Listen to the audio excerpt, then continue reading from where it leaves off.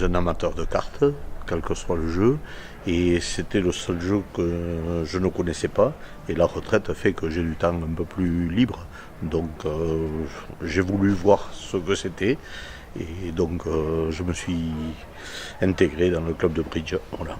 Je suis au premier cours, là, dans les premiers cours. Il y a tout un tas d'explications, c'est vraiment des cours qui sont donnés par des adhérents, donc chevronnés, et qui apprennent toutes les bases, les premières, les fondamentaux, disons. Les bons, ils ont 20 ans, 30 ans de pratique, certains, les très bons.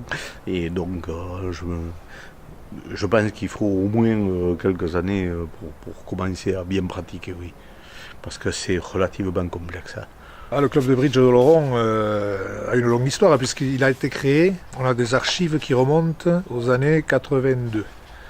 Et le jeu de bridge était pratiqué avant, sans qu'il y ait un club qui existe, dans les salons des uns et des autres, dans les années 70.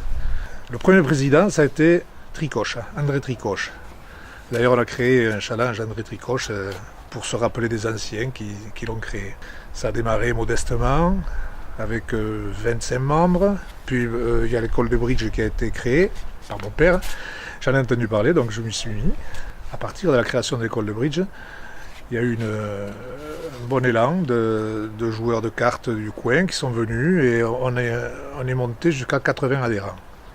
Actuellement, on est 61 et on joue dans ces locaux depuis 2011. Cette année, on a eu le plaisir d'avoir dans nos rangs des champions de France. C'est pas rien. De deuxième série, certes, mais champions de France quand même. Il faut savoir qu'ils ont gagné une compétition où plusieurs centaines d'équipes sont alignées au départ, sur toute la France. Les Lavie, puisqu'il s'agit d'eux, les Lavie et les Lepellec, ce sont des noms bien connus par les Oloronais, ont remporté cette finale senior mixte par 4, par équipe, après avoir gagné leur place d'abord au niveau du comité, le comité qui regroupe les 3 départements, Landes, Pyrénées-Atlantiques, Hautes-Pyrénées. Déjà, il y a un premier essorage qui se fait. Ensuite, ils ont remporté la Ligue. Notre comité est associé à la Guyenne, donc ce sont les meilleures équipes de Guyenne et les meilleures équipes de l'Adour qui se confrontent. Et il y a 2 équipes qui sont sélectionnées pour aller en finale nationale. Et là, c'est pas encore gagné parce que il y a donc 26 équipes qui se rencontrent au niveau national. Et nos champions ont réussi à finir premier à l'issue d'un week-end. Grâce à François Verbroux, qui est un membre du club de Oloron, nous avons réussi à fédérer les 5 clubs du Béarn pour monter un festival qui aura lieu le samedi 30 septembre et le dimanche 1er octobre.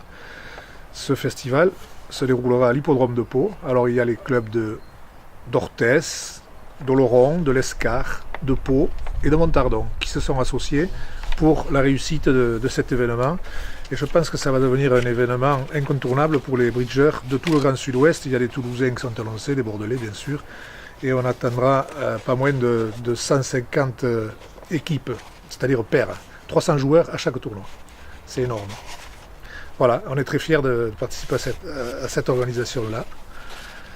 Et on espère que ça va devenir le grand rendez-vous du Sud-Ouest.